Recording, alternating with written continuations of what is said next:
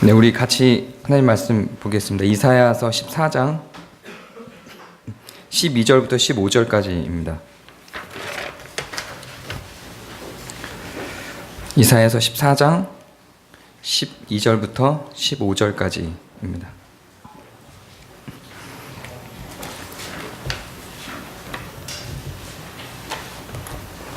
우리 세 개 절이니까요. 제가 한 절, 여러분이 한 절, 다 같이 한 절 이렇게 읽겠습니다. 이사야서 14장 12절부터 15절까지 제가 12절 읽겠습니다. 너 아침의 아들 계명성이여 어찌 그리 하늘에서 떨어졌으며 너 열국을 엎은 자여 어찌 그리 땅에 찍혔는고 네가 네 마음에 이르기를 내가 하늘에 올라 하나님의 목별 위에 내 자리를 높이리라 내가 북극 배 상위에 앉으리라. 가장 높은 구름에 올라가 지극히 높은 이와 같아지리라 하는도다. 그러나 이제 내가 스올 곧 구덩이 맨 밑에 떨어짐을 당하리로다. 네 절이었군요. 이제 본격적으로 신천지 반증을 시작하게 됩니다.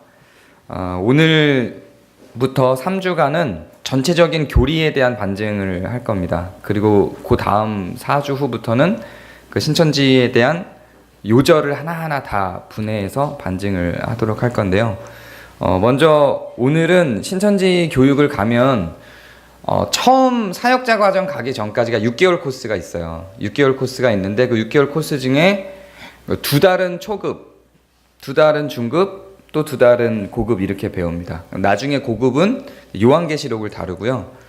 중급에서는 이제 여러 교리들을 또 다루고 초급에서는 앞으로 나아갈 어떤 그 원리? 신천지들이 갖고 있는 기본적인 원리들을 배우는데 그 원리 중 처음에 신천지 복음방이라는 데를 따라가면 첫 시간에 배우는 겁니다. 이건 복음방이라는 데를 따라가서 첫 시간에 배우기도 하지만 복음방을 안 가고 복음방으로 바로 가기 전에 선교사 혹은 강사라고 불리는 분들하고 접촉을 해서 신천지라고 안 밝히고 초반에 그냥 성경에 대한 관심을 갖게 하기 위해서 하는 강의입니다.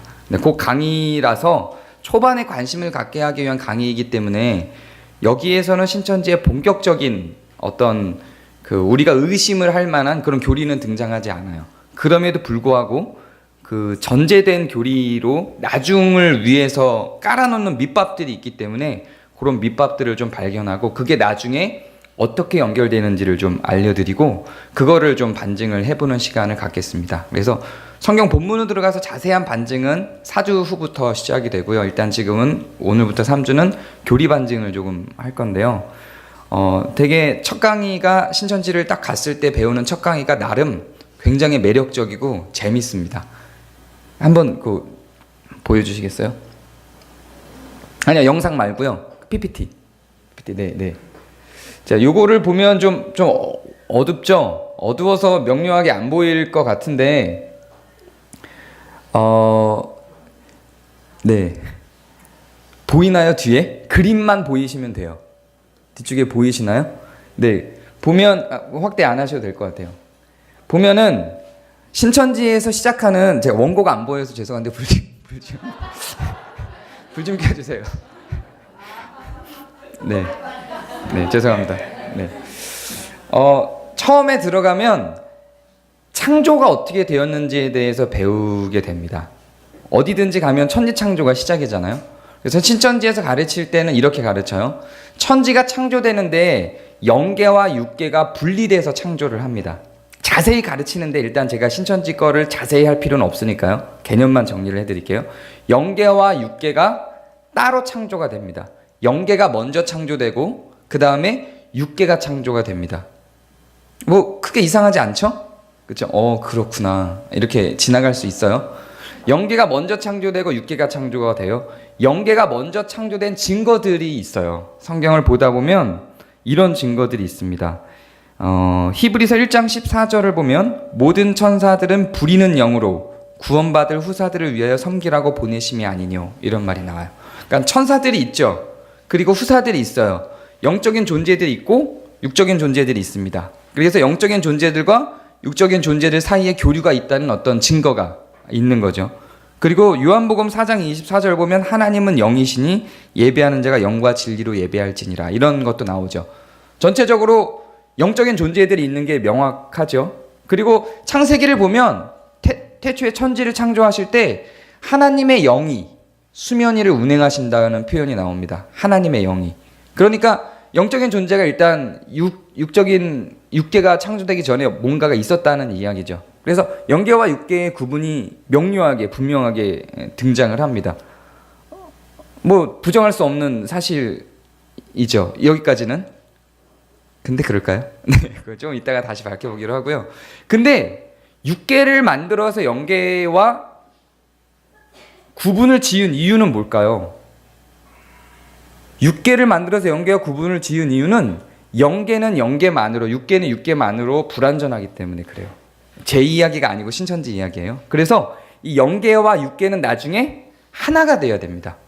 그래서 영계에 있는 영들이 육계에 있는 육으로 들어와서 이게 하나가 됐을 때 이게 생명체 혹은 성령체가 되는 거예요. 그래서 이게 진짜 하나님이 목표하신 최종적인 창조의 끝입니다. 그래서 이 영계에 있는 영이 육계에 있는 육으로 들어와야 돼요.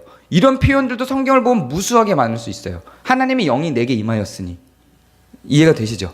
하나님이 영이 내게 임하였으니. 영이 우리에게로 임하여야 돼요. 그렇게 해야 우리가 하나가 될 수 있고 완전한 생명체로 나아갈 수가 있습니다. 이런 요절을 하나하나 짚어보면 영이 우리에게 임하는구나. 영이 우리에게로 들어오는구나. 영이 내게로 오는구나. 이런 표현들이 굉장히 많습니다. 그렇기 때문에 이 영계와 육계가 있고 영이 육으로 들어와야 된다라고 하는 설정이 굉장히 의미 있게 다가오고 성경을 통해서 증명이 됩니다. 여기에서 하나님의 목적은 이거였는데 영계와 육계가 하나 돼서 완전한 천지가 창조되는 것이 하나님의 목적이었는데 하나의 문제가 발생합니다. 바로 여러분들도 다 알고 있는 그 이름 루시퍼가 등장을 합니다. 영계에 있는 대천사 루시퍼가 반란을 일으키는 거죠. 배도를 하게 됩니다. 배신을 하는 거죠, 하나님을. 그래서 루시퍼가 등장을 해요. 지금 우리가 오늘 읽은 그 성경 구절을 보면 너 아침의 아들 계명성이여 어찌 그리 하늘에서 떨어졌으며 이렇게 나옵니다. 그래서 계명성을 라틴어로 하면 루시퍼라고 합니다. 그리고 엘이라고 하는 말이 하나님을 표현하는 말이죠. 근데 요 엘은 히브리어예요. 근데 요 두 개를 합쳐서 신천지에서는 루시엘이라는 표현을 씁니다. 그래서 이 루시엘이 일종의 대악마가 된 거죠. 대천사에서 대악마가 되고 그를 따르는 그룹이 형성이 됩니다. 그를 따르는 그룹이 형성되는데 그래서 이 그룹이 천사 그룹, 우리가 얘기할 때 그 그룹 있잖아요. 조직, 모임의 그룹이 되는 거죠. 그래서 그 루시퍼를 따르는 그룹 천사들이, 즉 타락한 영계의 존재들이 발생을 해요. 그러면 이제 어떻게 문제가 되냐면 이 그림을 보면 가운데 제일 밑에 사람이 하나 딱 서 있죠. 사람이 딱 이러고 마른 뼈 같은 사람이 서 있죠. 그리고 이쪽으로 참 선지자라고 돼 있고 저쪽으로 거짓 선지자라고 돼 있습니다. 그리고 위에 선을 딱 긋고 위쪽으로는 영계, 아래쪽으로는 육계가 돼요. 그리고 그 사람 위쪽에 성경이 있어요. 그 성경을 잘못 해석하면 거짓 선지자로 가고 잘 해석하면 참 선지자로 갑니다. 자, 그런데 그 잘못된 해석은 왜 하게 되냐면 타락한 영계의 영을 받은 존재이기 때문에 그래요. 그리고 제대로 잘 해석한 사람은 영계의 타락한 영이 아니라 영계의 온전한 영을 받은 거죠. 그래서 이 신천지 쪽에서 이 참선지자로 구분이 되는 거고요. 그 외에 기타 다른 것들이 거짓 선지자로 이렇게 되는 겁니다. 그래서 거짓 선지자 쪽으로 귀가 끌려서 가게 되면 그 사람은 타락한 영계의 존재들과 하나가 되는 거고요. 참 선지자 쪽으로 가서 올바른 말씀을 배우면 올바른 거룩한 영계의 존재들과 하나가 되는 거죠. 이게 구원이에요. 그래서 그 구원은 어디에서 이루어지는 거냐면 우리가 죽어 하늘에 가는 게 아니라 이 땅에서 이루어집니다. 여기까지만 보면 큰 문제가 발생을 안 하는 것 같죠. 그래, 여기까지만 딱 듣고 나면 다들 성경에서 나온 얘기 같고 들은 얘기 같고 이래서 근데 되게 참신하고 뭔가 명료하잖아요. 영계와 육계가 나눠지고 그리고 타락한 영계가 있고 악한 영이 존재하고 선한 영이 존재해서 우리가 악한 영을 선택할 것인가 선한 영을 선택할 것인가에 대한 갈등을 하게 되고, 악한 영을 선택하는 건 성경에 대한 잘못된 해석이고 선한 영을 선택하는 건 성경에 대한 올바른 해석이다, 이렇게 가는 거죠. 그러니까 뭐 크게 틀린 거 없죠. 이게 뭐 이단시 되지도 않고, 아 그런가 보다, 뭐가 신선하고 명료하다, 그럼 나는 선한 영을 선택하고 싶어. 그래서 참된 선지자를 만나고 싶어, 참된 성경 해석을 배우고 싶어, 이렇게 되는 거죠. 그럼 여러분은 거짓 영에게로 가시겠습니까? 참된 영에게로 가시겠습니까? 거짓된 선지자에게로 가시겠습니까? 참 선지자에게로 가시겠습니까? 여기서 누가 저는 거짓된 선지자로 가겠습니다, 이렇게 할 사람이 없단 말이죠. 그렇게 해서 이제 시작이 되는 게 이게 첫 번째 강의예요. 근데 여기에서 문제가 발생을 해요. 어떤 문제들이 발생하는지를 하나하나 짚어보도록 하겠습니다. 먼저 첫 번째, 명료한 것부터, 뭐 처음부터 첫 시작부터 영계와 육계를 따로 창조했다부터 지적을 할 수가 있는데, 명료한 지적부터 시작을 하도록 하겠습니다. 먼저 루시퍼라는 개념. 과연 영계의 존재들이 타락했다라고 이야기하는 이 이야기가 사실인가? 요거부터 좀 짚어보도록 하겠습니다. 루시퍼라는 이름은 어디서 나왔을까요? 성경에 루시퍼가 있을까요? 신천지에서는 이걸 루시퍼라고 안 부르고 루시엘이라고 부릅니다. 근데 이게 잘못된 지적이 들어가니까 요즘에는 루시퍼로 또 좀 바꿔서 가르친다고는 해요. 근데 루시퍼에서의 루시퍼와 엘은 같이 사용될 수가 없어요, 사실은. 라틴어하고 히브리어의 결합이에요. 근데 그분들은 그걸 몰라요. 처음에 모르고 그냥 사용을 하셨어요. 그리고 또 두 번째 무슨 문제가 발생하냐면, 이 본문에서 나온 계명성이라고 하는 게 라틴어로 루시퍼이기 때문에 그걸 루시퍼가 실존하는 걸 받아들이고, 사실은 한국 사회나 교계에도 굉장히 많이 그렇게 나오죠. 그런데 정통적인, 아니 신학자라면 이 루시퍼라는 개념을 아무도 인정하지 않습니다. 우리가 본문을 보면서 알지만 여기서 나온 계명성, 소위 루시퍼라고 하는 건 누굴 가리켜서 한 말이냐면 그 뒤에 나오는 바벨론 왕을 가리키는 말입니다. 성경을 읽을 때는 문단을 읽어야 되죠. 한 절만 읽을 필요가 없어요. 너 계명성이요 이렇게 얘기한 건, 너 계명성이요 이렇게 얘기한 건 사탄에 대한 게 아니에요. 바벨론에 대한 이야기입니다. 바벨론이 원래 새벽별이었으나, 찬란하게 빛나는 새벽별이었으나 그게 떨어져서 바벨론이 타락한 존재가 돼버린 것에 대한 바벨론 왕에 대한 이야기입니다. 바벨론에 대한 이야기예요. 성경은 누가 이 계명성을 루시퍼라고 지정을 해놨나요? 누가 그거를 해석을 했을까요? 여기는 그냥 바벨론에 대한 경고예요. 이사야 선지자가 바벨론에 대해서 경고하고 있는 본문이에요. 본문이. 사탄이다 이렇게 정리한 학자는 없어요. 근데 우리도 루시퍼를 알고 있잖아요. 그럼 루시퍼는 어디서 튀어나온 거죠? 존 밀턴의 신라권이라고 하는 책이 있습니다. 거기에서 루시퍼가 등장을 해요. 성경에 있는 게 아니에요. 그리고 여러분도 다 알고 있는 괴테의 파우스트, 이런 문학 작품들 속에서 등장하는 이름입니다. 성경이 어떤 한 소스를 문학 작품에서 끌고 와서 그것이 굉장히 일반화된 사상으로 사람들한테 전해진 거지, 신학자들이 정리를 하거나 성경에서 명료하게 그걸 이야기한 적이 사실은 없어요.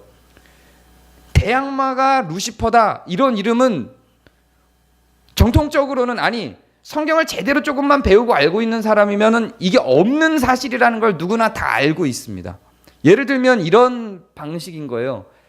저희 교회에서 재작년에 나눴던 책 중에 스크루테이프의 편지라고 하는 책이 있었죠. 거기에서 웜워드라고 하는 악마가 나왔어요. 웜워드라고 하는 악마가 나왔는데 이게 오랜 시간이 지난 거예요. 300년, 400년 후에 이 책이 아주 절대적 가치를 지니고 있는 신라권에 버금가는 그런 고전이 된 거예요. 그러면 사람들 사이에 오르내리는 말 속에 웜워드라는 악마의 이름은 이제 그냥 마치 성경의 어떤 권위와 동등하게 갖고 있는 악마의 한 개념으로 자리 잡게 되는 거죠. 그런 식으로 루시퍼가 우리에게 자리 잡은 거지, 루시퍼가 결코 성경에서 제대로 뒷받침되고 있는 진짜 악마의 이름이 아닙니다. 여기서 나온 루시퍼는 바벨론을 이야기합니다.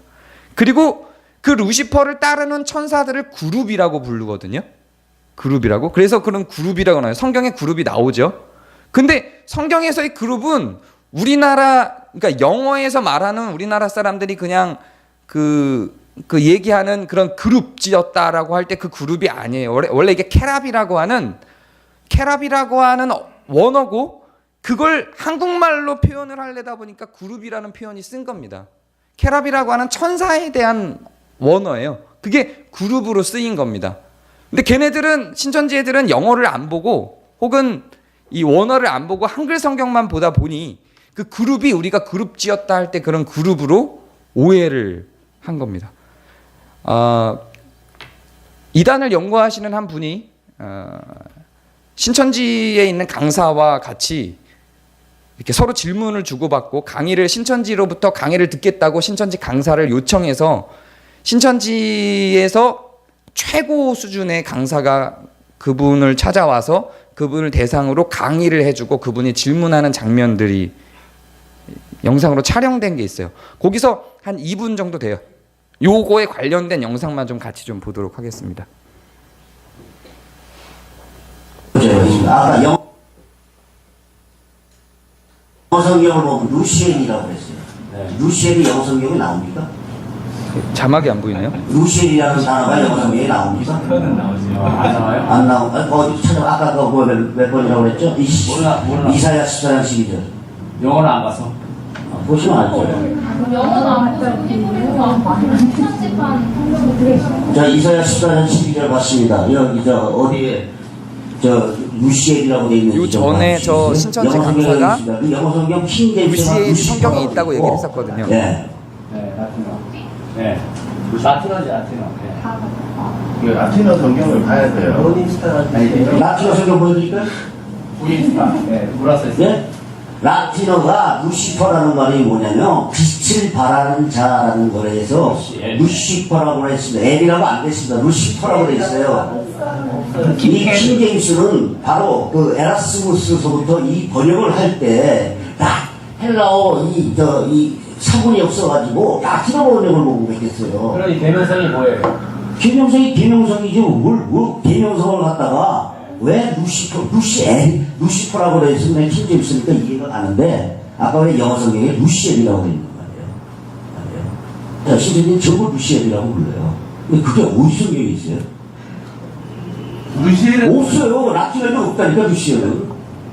루시엘은 라틴어의 루시퍼라는 빛나다라는 그 형용사에 엘로힘을 합성한 용어예요. 그런데 이게 문법적으로도 히브리어와 라틴어를 그렇게 합성해서 그렇게 얘기하는 건 맞지 않아요. 그냥 그거는 그렇게 만들어서 루시엘이라는 단어를 만든 것이죠. 자, 세 가지 다 틀렸죠. 제가 세 가지 제기한 거 다 틀렸습니다. 저는 좀 제안을 하는 것이 우리 강사님이 좀 성의 있는 답변을 원해요. 그렇게 당신은 그러면 히브리어 성경 보십시오 이런 답변이 아니고 처음에 저희들이 이렇게 우리가 먼저 신천지에다가 이렇게 강의해 주십시오 이렇게 하는 게 아니고 성경을 좀 가르쳐 주고 싶다 그렇게 말씀을 하셔서 그러면 강의를 해주시고 성의 있는 답변을 해줄 수 있겠냐 그게 우리와의 약속이었어요.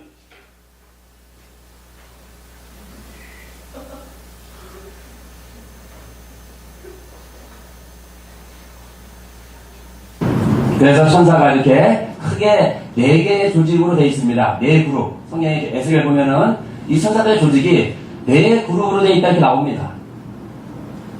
그 그룹이 그룹은 많은 걸 묶은 게 그룹이죠. 그래서 이 그룹에 우두머리는 뭘 뒀냐면은 천사장을 뒀습니다.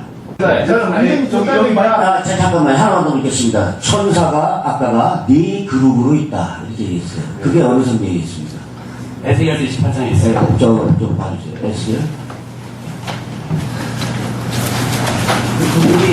이거랑 에스겔서 1장과 2장을 전반적으로 보면요, 이 나와요. 아니 네 그룹으로 돼 있는 게 어떻게 있냐고 그러니까 자꾸 딴 얘기만. 전번에 강사님도 똑같아요. 질문하면 대답을 못해요. 아니, 4그룹, 여기 딱 천사가 4그룹, 여기는 안 나와요. 안 나온다고 그랬어요. 그럼 안 나온다고 그랬어요.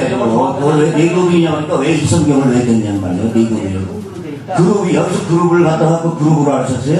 영어에 GROUP 그룹. 근데 저기서 그룹은 그 GROUP가 아니에요. 저기요 이거 우리 주일학교 애들도 알아요. 이 그룹이라는 거는 한글이나 영어가 아니고 케루빔이라고는 히브리어예요. 케루빔. 그거를 피터를 베드로로 번역한 것처럼 케루빔을 그룹이라고 번역한, 이거를 그룹으로 알고 있다면 참 웃지도 못할 일입니다. 이거는 진짜. 자, 그렇게 이스라엘 1장 보세요. 자, 이것도 모르는 거죠? 1장 보자고요. 예, 예. 1장에 그런 내용이 나오는지 한번 보시죠. 네, 여기까지 보겠습니다. 뭐 더 자세히 설명 안 해도 되겠죠? 그래서 신천지에서는 기본적으로 개역 한글 성경을 계속해서 보고요. 그것만 강조하고 개역 한글 왜 안 보는 이유가 이런 부분들에 대한 자기들의 치명적인 단점들이 있기 때문에 다른 성경을 뭐 쉬운 성경이라든가 바른 성경이나 개역 개정이나 이런 것들로 접근을 안 하고 영어 성경이나 원어를 안 봅니다. 그래서 원어에서 몇 개를 떼어와서 설명은 하지만 그것들이 다 틀려요. 그래서 그런 부분들에 대해서 제가 이제 동영상을 조만간 만들어서 그 홈페이지에서 이렇게 올리도록 할 건데, 그런 해석들에 대한 정보가 거의 없어요. 왜냐하면 그런 원어 공부나 영어 성경에 대한 제대로 된 인지가 없는 사람이 만든 교리들이기 때문에 그렇습니다.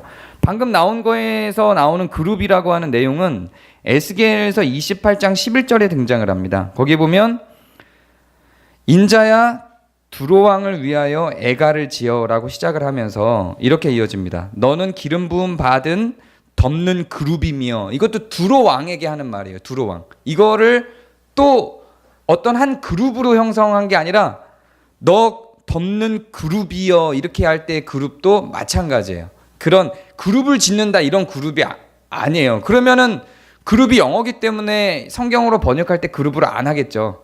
뭔가 좀 단체나 뭐 이렇게 표현을 했겠죠. 근데 이거를 걔네들은 정말로 그 영어의 그룹으로 받아들여서 해석을 한 건데, 이건 두로 왕에 대한 상징적 표현으로 나타난 천사에 대한 이야기입니다. 천사의 명칭이에요. 천사의 이름이 원래 케랍이고 단수가 케랍이고 복수가 이제 케라빔이 됩니다. 그래서 아까 화면에선 케라빔이라고 이야기를 한 거죠. 케랍을 그대로 우리나라 말로 번역을 하다 보니까 케랍이 그룹이 된 겁니다. 그래서 그런 것들에 대한 정보가 없이 그대로 활용을 했던 겁니다. 그리고 아까 제가 처음에 이야기할 때 이런 이야기들을 했습니다. 이제는 영계가 타락했다라고 하는, 영계가 타락해서 악한 영계와 선한 영계가 나눠졌다라고 하는 신천지의 그런 주장에 대해서 타락한 영계에 대한 설명은 이제 반증이 된 거죠. 신천지가 주장하는 거는 잘못된 게 반증이 된 겁니다. 그 본문, 신천지가 사용하는 본문 자체가 다 해석이 틀려요. 계명성에 대한 것도 그렇고 그룹에 대한 것도 그렇고 아예 기초 토대가 잘못되어 있습니다. 더 이상 이 부분은 제가 설명 안 해도 될 것 같아요. 그러면은 또 좀 더 원류로 올라가서 좀 더 처음으로 돌아가서, 그러면 영계와 육계가 나눠졌다라고 하는 개념에 대해서 한번 볼까요? 거기에 대해서 이들이 제안하고 있는 요절들은 아까 제가 읽어드린 것들이에요. 하나님의 영이 임하신다. 하나님은 영이시니 우리가 신령과 진정으로 예배한다. 천사들이 부리는 영으로 후사된 우리들에게 와서 우리를 섬기게 된다. 이런 것들이 영계와 육계가 구분되어 있는 증거로, 그래서 우리가 영계와 육계가 나중에 임하기 때문에 합쳐질 존재로 그렇게 설명을 합니다. 자, 그러면은 여기에서 몇 가지 문제가 발생을 하게 돼요. 그럼 우리는 나중에 영계의 영이 육계의 육인 우리와 합쳐져야 된다면 지금 여러분은 영적인 존재들이 아닌 거예요. 그렇죠? 지금 여러분은 그냥 육인 거지 영과 합쳐질 수 없어요. 아니면 나중에 영계의 영이 우리에게 하나가 되려면 나중에 우리는 영이 두 개인 존재가 되어야 되는 거예요. 여기에 대한 자세한 해설이 아직은 신천지에 없습니다. 아직은. 지난주에 제가 신천지 그 반증 모임을 가서 이 부분을 제가 신천지랑 토론할 때는 이미 10년 전이기 때문에 곳에 또 뭔가 이렇게 채워진 게 있나를 확인하려고 제가 지난주 신천지 반증 모임을 가서 이거를 확인을 하고 왔어요. 아직도 이게 만들어지지 않았습니다. 이게 신천지가 갖고 있는 치명적인 교리적 모순인데도 불구하고 이거를 해결할 방법이 없기 때문에 아직은 해결하지 않고 있는 겁니다. 그래서 지금 우리는 영적인 존재라고 하는 것에 대한 성경적인 기록들이 너무 많은데, 너무 많아서 굳이 찾을 필요 없이 지금 우리는 로마서만 봐도 로마서에서 우리가 지금 이 상태에서 영과 육의 어떤 분쟁과 싸움, 영과 육에 대한 갈등, 이것들이 존재하잖아요. 그렇다는 거는 우리가 지금 육체로 살아가고 있는 이 삶 속에서 영도 함께 가고 있다는 이야기인데 성경이 너무 많은 곳에서 그렇게 이야기를 하는데 그럼 나중에 하늘에 있는 영계에 있는 영이 우리에게 온다는 건 그럼 어떻게 돼야 하는 거예요? 이게 정신분열이 일어나는 건가? 두 개의 자아를 갖고 살아가는 건가? 라는 고민이 되게 되죠. 여기에 대해서도 신천지는 기본적으로 해결할 수가 없습니다. 우리는 우리가 무엇과 합쳐져야 될 미완의 어떤 창조적 존재가 아닙니다. 기본적으로 우리는 영과 육이 하나 된 생명체로서 처음부터 창조가 된 존재인 것입니다. 그렇게 봐야 로마서에서 영과 육에 대한 개념을 우리에게 이야기하고 있는 게 해석이 됩니다. 그리고 여기까지는 이제 신천지에서 초반에 가르치는데 이게 나중에 어떻게 이어지냐면 이렇게 이어집니다. 그럼 영계에 있는 영이 육계에 있는 우리의 육으로 들어오면 무슨 좋은 점이 있는가? 여기에 대해서는 처음에는 이야기하지 않아요. 나중에 6개월 후에 배우는 과정에서 다룹니다.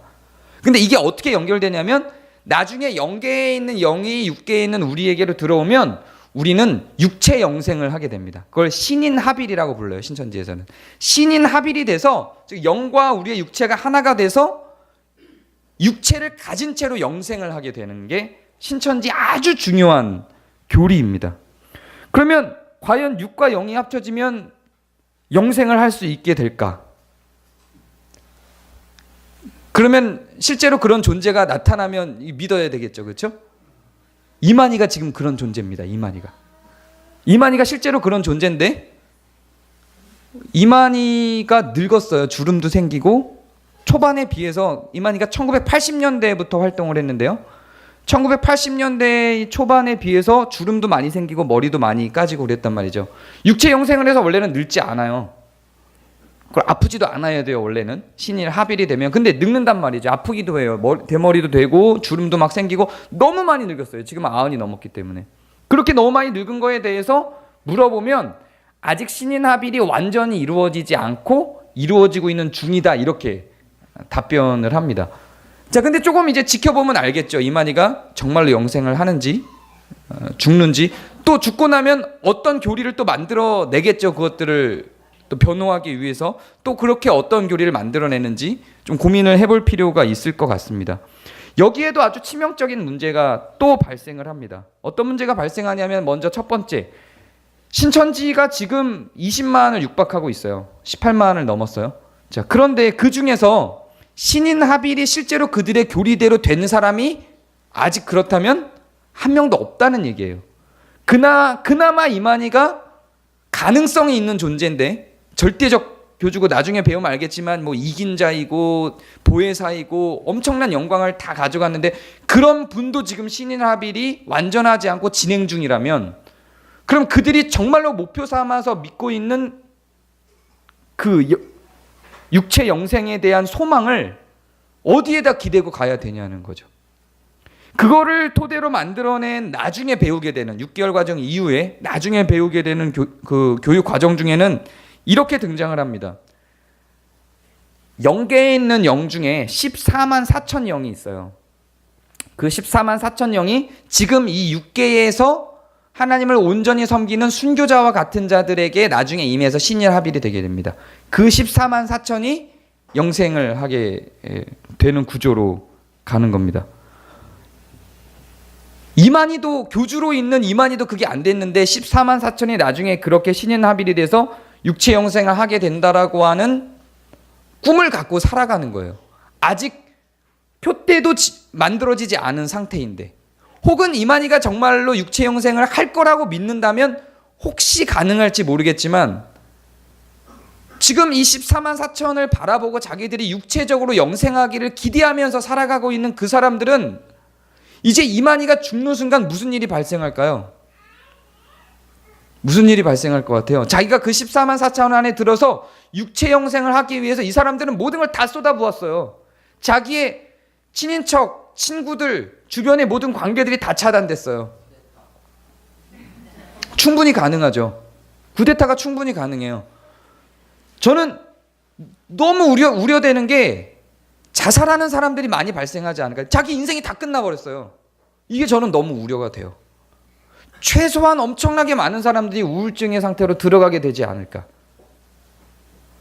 다미선교회라고 하는 게 있었습니다. 제가 전에 한번 말씀드렸죠. 제가 다미선교회에 소속돼 있었던 사람입니다. 전 다미선교회 꽤 열심히 이렇게 활동도 했어요. 그 다미선교회에 베드로라고 하는 사람, 하방액이라고 하는 사람이 자기 자칭 베드로라고 했어요. 그 사람하고 전 70일 동안 같이 먹고 자고 동고동락도 했어요. 최소한 제가 보는 한 안에서는 70일 동안 아무것도 먹지 않았어요. 물 한 잔도 마시지 않아요. 정말로 뭐 이렇게 숨어서 마시는지 모르겠지만 제가 보는 동안은 그런 적이 없어요. 잠도 잔 적이 없어요. 안 믿을 수가 없었죠. 자, 그런데 그 사람들의 주장이 1992년 10월 28일에 종말이 온다 그랬어요. 종말이 안 왔어요. 지나갔어요. 그 다음에 무슨 일이 발생했죠? 아시나요? 다미선교회는 아직도 존재하고 있습니다. 아직도 존재하고 있어요. 근데 그때 다미선교회를 따르는 수많은 사람들이 자살과 우울증으로 굉장히 많은 피해들이 있어요. 이걸 어떻게 감당할 거예요? 저는 다미선교회 뒤에 나타났던 그런 현상이 이만희 사후에도 고스란히 나타나게 될 거다라는 생각이 듭니다. 그래서 더 우리는 사실은 이 부분에 대해서 좀 민감하게 반응을 하면서 그런 분들에 대한 배려 혹은 고려 차원에서 준비를 좀 하고 있어야 되지 않을까 하는 생각이 듭니다. 또 하나 이런 부분들이 있어요. 그러면 이 교리, 영계에서 있는 일들, 영계에 있는 존재들이 육계에 있는 존재들로 내려온다는 이 교리가 성경에 뭘 근거로 주의 영이 내게 임하셨으니 이 표현 갖고는 좀 부족하잖아요. 거기에 뒷받침되는 다른 표현이 또 있어요. 주기도문에 있는 표현입니다. 저희 교회에서도 이건 굉장히 중요하게 이야기하고 있는 거죠. 뜻이 하늘에서 이룬 것 같이 땅에서도 이루어지이다 라고 하는 주기도문의 기도가 있죠. 그래서 하늘에서 이루어진 것이 땅에서도 이루어진다는 걸 이렇게 해석하는 거예요. 하늘에 있는 영들이 땅에 있는 육들로 들어간다고 주장을 하는 거죠. 굉장히 그럴싸하죠. 정확하게 뭔가 딱 들어맞는 것 같은 느낌이에요. 그런데 이것도 그냥 하늘에서 이룬 것이 땅에서 이루어질 것이다라고 하는, 죄송해요. 그 말 한마디로 설명을 하고 보니까 눈이 뜨이는 것 같은데 성경은 절대로 주문서가 아니에요. 문장 하나, 요절 하나만 보면 안 되고 그 문단 전체를 다 봐서 내용을 파악해야 됩니다. 바로 앞에 뜻이라는 게 있죠. 즉 하나님의 뜻이 하늘에서 이룬 것처럼 땅에서도 이루어진다. 육체가 변하거나 뭐는 현상적인 일이 일어난다는 이야기가 아니라 하늘에서 벌어진 뜻이 땅에서도 이루어진다는 이야기입니다. 우리는 이 부분에 대해서 굉장히 민감하게 설교도 많이 하고 나눔도 많이 가졌었죠.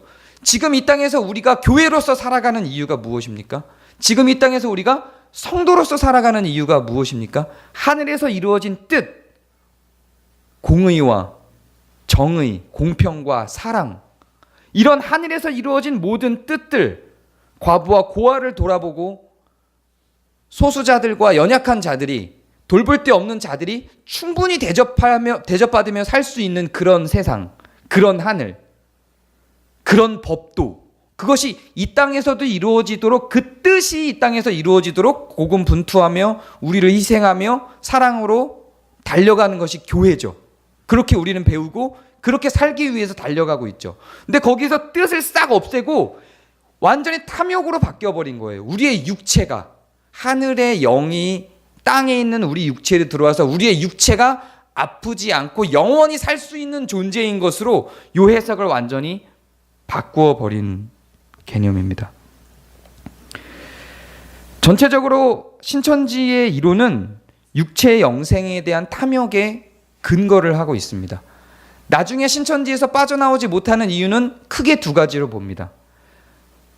왜 몇 주 전에 신천지 교인이었는데 우리 교회 성도의 안내를 받아서 저희 교회로 한 번 오셨던 분이 있어요.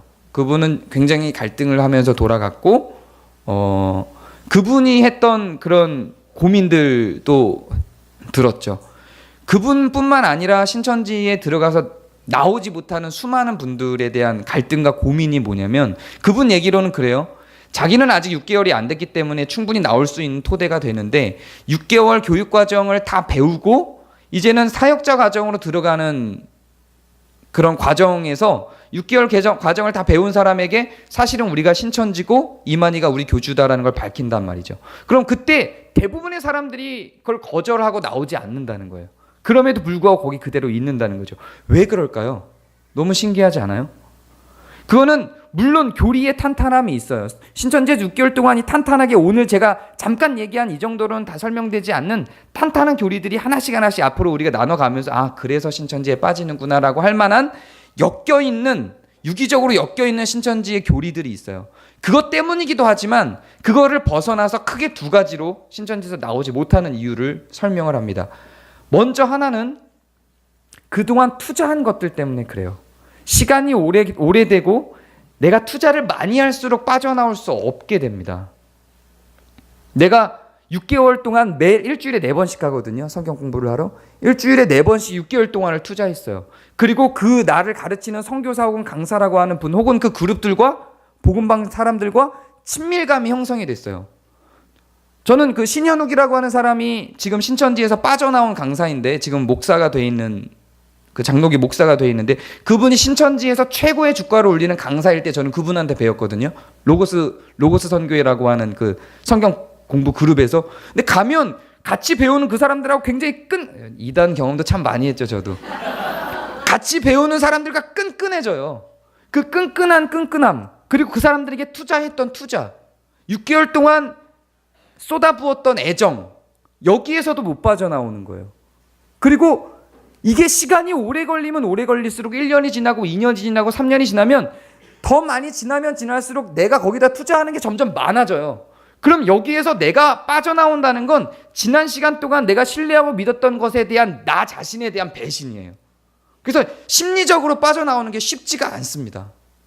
그리고 또 하나는 뭐냐면 기본적으로 종교는요 탐욕을 자극하는 것이 훨씬 더 소속감을 높여줍니다. 왜 우리가 그렇게 욕하는 기존 교회의 기복신앙이 훨씬 더 파워풀하고 우리가 외치는 고난과 고통 속에도 정의와 사랑을 실천하고자 하는 우리의 가치들이 널리 전파되지 못하고 오히려 복받아야 된다, 부자 돼야 된다라고 하는 되게 유치한 이런 가르침들이 훨씬 더 많은 사람들한테 효과를 발휘할까요? 그게 우리 안에 있는 탐욕이에요. 신천지가 그걸 정확하게 자극합니다. 몸이 아프지 않아요. 영원토록 이 육체를 갖고 살 수 있게 돼요. 우리가 갖고 있는 가치적 의미, 정의, 사랑 이런 게 중요하지 않아요. 내 육체가 영원히 살 수 있다라고 하는 탐욕이 그들을 꽉 또아리를 틀고 굳게 잡고 있게 만들어냅니다. 그거는 한국교회랑 큰 차이가 없다고 저는 여겨집니다. 어떤 쪽에 돈이든 건강이든 어떤 쪽의 것이든지 간에 그것을 탐욕을 빌미로 잡아 끄는 곳으로 사람은 따라가게 돼 있어요.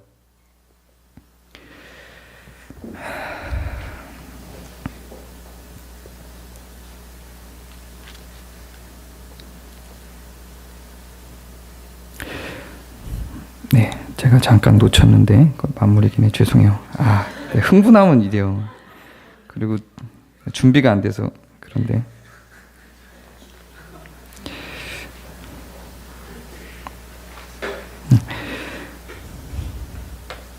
하나님의 구원이라고 하는 것은 결코 우리 개인 한 명 한 명이 어떤 형태로 그냥 잘 먹고 잘 사는 구조로 가지 않습니다. 근본주의가 한국교회에 그렇게 선포하고 그렇게 가르쳐서 우리의 탐욕을 이렇게 부추긴 경향들이 너무 많습니다. 그러나 성경이 이야기하고 있는 하나님의 구원이라고 하는 것은 한 개인이 잘 먹고 잘 살며 영원토록 그런 한 인생의 풍요로움을 잘 살도록 하는 구조로 결코 가지 않고 굉장히 공동체적입니다. 사회 전체적인 구원을 아주 많이 강조합니다. 그래서 다 함께 무엇인가 건강하게 잘 구축해 나가기 위한 구원에 대한 설명으로 가지 않는 것은 우리를 타락시킵니다. 신천지가 갖고 있는 이런 육체 영생에 대한 교리로 가면 나 하나밖에 바라보지 않게 만들어요. 가족도 돌보지 않습니다. 내가 소속된 어떤 조직도 돌보지 않아요. 주변에 연약한 사람도 돌보지 않습니다. 오직 모든 포인트를, 모든 초점을 나에게 맞추게 돼요. 내 육체가 영생하는 것에 맞추게 돼요. 그래서 가족도 배신하게 됩니다. 내가 소속된 모든 공동체를 배신하게 만들어요. 이 세상을 배신하게 만들어요. 결국에는 그들의 대화 속에서 그들 스스로 발견하는 것은 왜 그 안에서 계속해서 또아리를 들고 존재하고 있었냐면 정말로 공동체적 사랑과 타자에 대한 사랑과 애정과 정의에 대한 실현과 이런 거 관심이 없어요. 나에 대한 탐욕에서 모든 것들이 발생을 합니다. 그리고 그것을 가장 극단적으로 부추기고 있는 것이 신천지나 JMS나 통일교와 같은 이단들의 교리들입니다. 정말 죄송하지만 네, 물론 신천지는 이만희가 만든 것이고 저는 그 신천지의 교인들조차도 어떤 측면에선 피해자라고 생각을 합니다. 그래서 우리는 좀 더 긍휼의 마음으로 그들에게 다가가야 하고 신천지 교인들을 만나거나 추수꾼들을 만난다면 조금 더 긍휼의 마음으로 대하는 것이 맞다고 저는 생각합니다. 그러나 그 근본적인 마음 가운데 깔려 있는 것은 분명히 탐욕입니다. 여러분들의 탐욕을 부추기는 모든 종교는 저는 가짜라고 생각합니다. 성경은 하나님의 뜻은 우리의 탐욕을 근거로 성장하지 않습니다. 훨씬 더 공동체적이고 훨씬 더 타자를 향하게 됩니다. 그것이 우리들에게 더 큰 기쁨과 행복을 주는 것으로 성경은 끊임없이 설명해냅니다. 우리가 그냥 일반적인 상식선 안에서 생각하고 있는 그냥 그거예요. 그게 너무 당연하기 때문에 하나님이 이렇게 당연한 말을 할까 고민하게 만들기도 하지만 그 당연한 것이 왜 당연할까요? 그렇게 일반적인 상식이 된 것이 왜 일반적인 상식이 되어 있을까요? 그것이 우리 안에 있는 깊은 우리 마음 가운데 있는 선한 의지에 바탕하고 있기 때문이라고 저는 생각을 합니다. 어떤 측면에서는 신천지의 이러한 탐욕을 부추기는 가치가 우리 안에 들어와 있을지도 모른다고 생각합니다. 조금 더 말씀 앞에 서고 진짜로 말씀 전체가 갖고 있는 주제에서 벗어나지 않는 마음으로 성경에 반응해 주시고 신앙에 반응해 주시기를 바랍니다. 제가 기도하겠습니다.